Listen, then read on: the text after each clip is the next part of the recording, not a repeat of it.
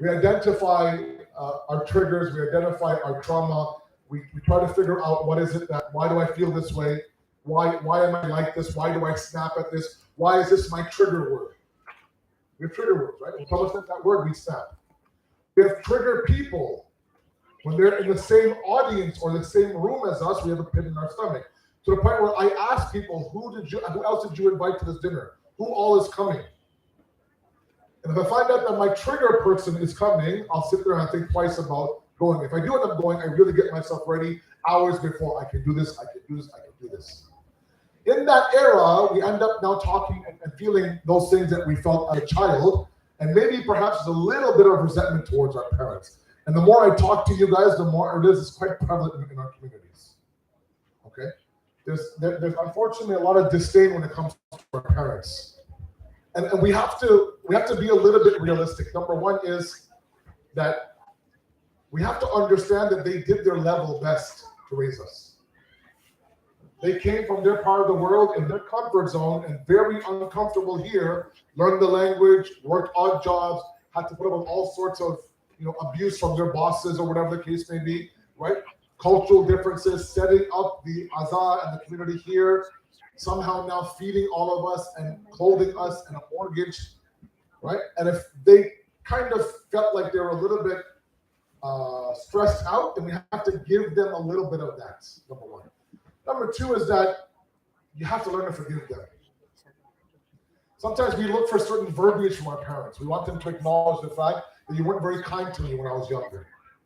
You were mean to me. You said words that hurt to me. You told me that I'm like the worst child. You told me you compared me to everybody out there. And I want you to acknowledge that. I want you to say sorry to me and sorry to you. They're not. They don't have that verbiage. Or sometimes they said sorry 10 times already, but I'm looking for a certain way of saying sorry, and I've missed out on the 9 or 10 different ways. Okay?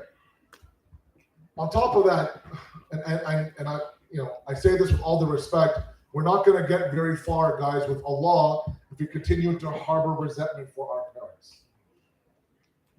We have to find a way to forgive them if you think they've done you wrong.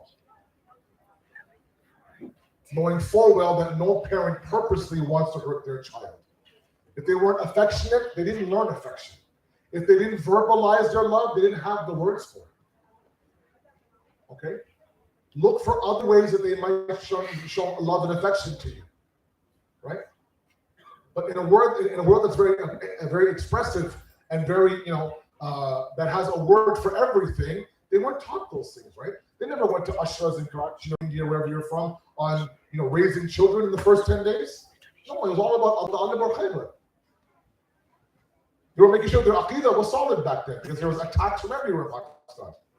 Now you come here, and now that our aqidah is saved, let's move on to other things. You and I, as we're raising our kids, we understand the importance of affection, telling my kid I love you, telling my child how beautiful you are, you can do everything. But those words didn't exist back then. It's not because it's their fault. That simply was their generation.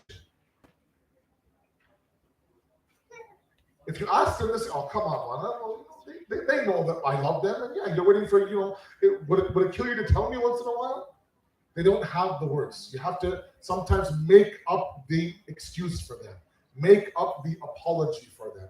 You're not going to get anywhere if you continue to harbor resentment for your parents. And you'll be waiting a long time for them to all of a sudden in their 60s and 70s say, Beta, for everything I did, I'm really sorry. If you have that already, you're very, very lucky. And these are not horrible people, right? They did what they did, a lot of them for us. A lot of sacrifice for us. A lot of sacrifice for us. So let's look for a different way that maybe they showed love for us that we were a little bit blind to. Right? But our path towards Allah travels through our parents.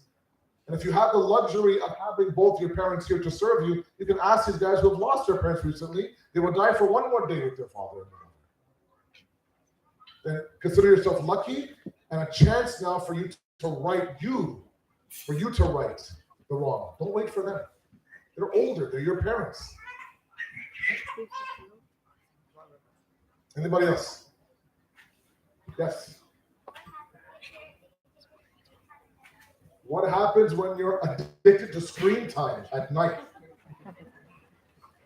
You're asking for a friend, I imagine, right? Yeah. I have a friend who's addicted to screen time. I think that, look, there has to be a level of self-policing, okay? Musharata, muraqaba, muhasiba. And ask your parents, inshallah, explain this to you. Muraqaba is the idea of self-governing. So we have this condition very quickly, and then we'll move on. I feel like I'm losing you guys. Musharata is the shart. I'm going to wake up today, I'm going to be godly. I'm going to be godly. Then I leave my house, I face the world, muraqaba starts. Muraqaba is self-governing, self-awareness, knowing your surroundings. Okay? It can't be that you just turn on the screen and you sit there until your eyes are like bleeding. It's like, okay, is that enough time for 8 hours? Right? If that means you set a timer, set a timer. If that means that you ask your parents half an hour, let me know. If that, whatever the case may be, govern yourself. Don't allow yourself to be addicted to a screen, inshallah. It's not for you. Right. There's something, oh, sorry, go ahead. Yeah. Like, what if your mind is the left eye, but it puts like something like fear in your mind, and it's like your mind is like doesn't get it. Look, he says that, you know, your mind is blank. You're trying to think. Shaitan comes and begins to take your mind, and you have weird thoughts.